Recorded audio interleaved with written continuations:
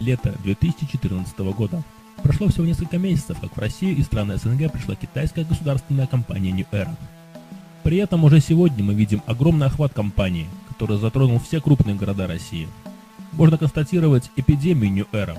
Все люди бросают надоевшую работу, чтобы получать пожизненную зарплату от государства Китай. Чтобы полностью понять суть такого бизнес-феномена, как New Era, мы решили сразу отправиться в главный офис компании по России и СНГ, в Санкт-Петербург, на Шведский 2. Добро пожаловать в Новая Эра.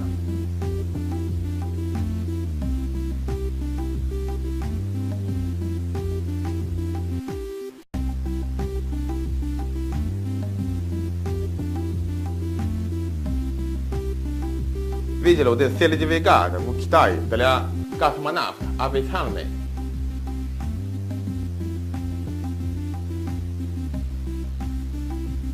Новая эра – это бизнес 21 века.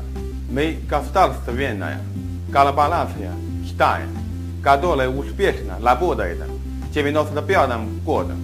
В России компания пришла с августа 2013 года.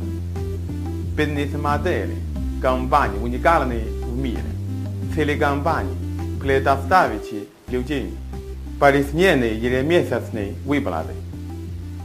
На продукции «Новая эра» вы можете видеть написано «Партнер китайский космос».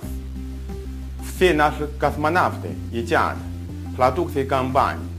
Это космические технологии, которые реально помогают улучшить жизнь людей.